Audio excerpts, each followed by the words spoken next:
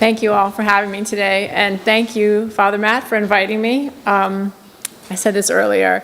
This seemed like a really good idea in July. I'm like, sure, I can do that, and I'm a little more nervous than I thought I would be.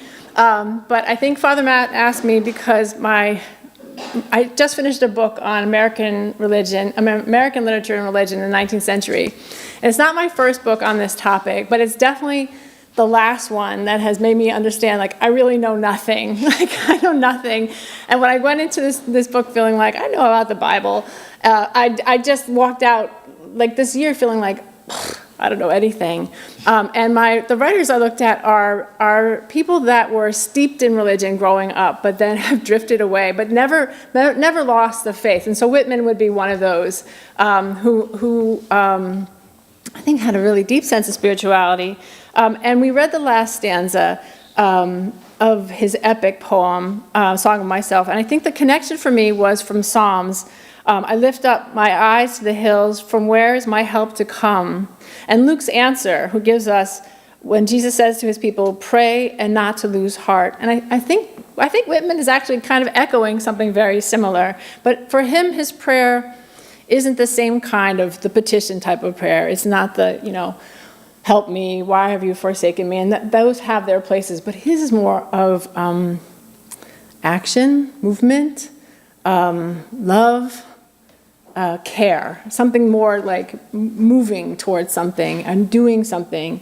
And so I guess the summary of this whole poem, which always makes me laugh, is that Whitman is essentially saying we're all one. He's doing something a little bit different than just religious, but he's thinking about how all Americans are really part of one body. The runaway slave, the president is all me, he's saying, and I am all you. And that's where he locates divinity. And I think that he's a man who knew suffering. He was devastated by what he saw in the Civil War. It made him ache. And he understood loss and pain and that like, despair. So I take him seriously in this last stanza, and I'm really more interested in the last three lines, but it felt like it wasn't enough to give us a reading. I felt like we had to have something more. But the last three lines are what I'm interested in. Failing to fetch me, at first keep encouraged. Missing me one place, search another. I stop somewhere waiting for you. And I think that this is what God feels like to me. If you don't find me, keep looking. And so two things strike me about this passage. One is that it's one of the most powerful things anybody can say to another person is, I will not leave you. I will never leave you. And the other part is the non-recognition. And so because this is my talk, I'm going to refer to a reading we didn't get to do, but it's my favorite reading, which is from John, when Jesus appears to Mary, and Mary doesn't recognize him. She thinks it's the gardener, which I always think is hilarious, because of course she should know. Of course she should know. Her heart beats with Jesus, but she doesn't know who he is at first, because it's the despair. It's that lens of suffering and hopelessness. So she doesn't get him. And then this has nothing to do with this today, but I love when he's like, don't touch me, I haven't ascended yet. I'm like, that is so trippy. But that's another day. That's a whole other conversation. But I think what resonates for me is that God is unrecognizable sometimes. And I'll give a teeny little quick story. When I was in my 20s, this is what I forgot this morning. When I was in my 20s, which is like a million years ago now, I had this moment of like, what am I doing with my life? Where are you, God? You know. And I was walking around New Rochelle, and I was at Blessed Sacrament Church, that area, and they had the big stone statue of Mary. And I'm looking at Mary. I'm like, help me, God, where are you? At the statue.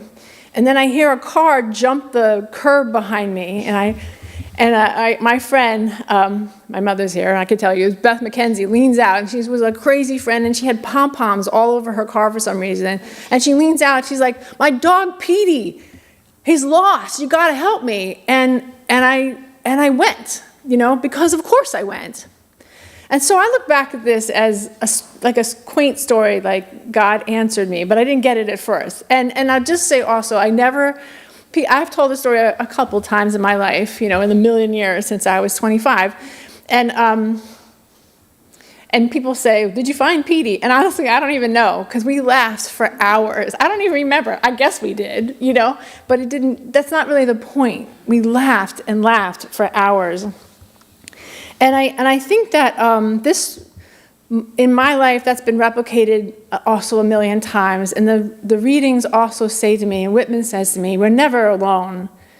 It feels like that, and I know that I'm speaking to a bunch of people that there's many of us that know suffering, know pain, know that kind of disappointment and that like, really? This?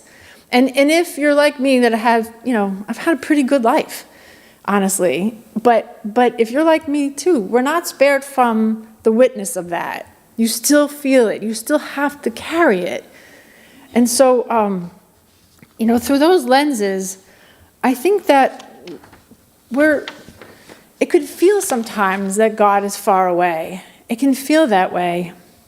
But I think this is why, I like this. The reading today is really more in my wheelhouse, being an English teacher, that Whitman echoes, I think, what Jesus has said, that I am the runaway slave. I'm the runaway. I'm the president. I'm this president. I am the soldier, the child, the poor, the arrogant. I'm the violent and I'm the meek. I'm the mother and the teacher. It would be impossible to feel that connection and to have that knowledge and not believe that I'm not alone. And I think that, for me anyway, despair is a very seductive thing. It is easy. One of my tennis team friends is always like, this country's going to hell in the handbasket. And I'm always like, no, I can't give in to that. I can't give in to the no. I can't give in to God can't do it.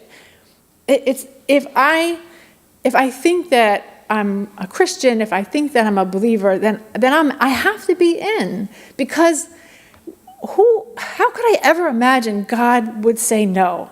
How could I ever imagine God would say, I'm not doing it. You on earth, forget it.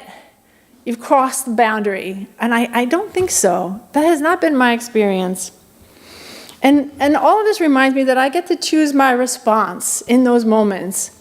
And so I can go tell if that's what I'm asked to do. I can say yes. I can, when I don't get it, like Whitman says, I can come back and search. The grace in all of that is that God doesn't say like, you know what, Ostman, you're done. I've had it. Really, the reality is, I will never leave you. And I know that because you're here. You said yes today. And I can too because of you. Thank you. Thank you. Thank you.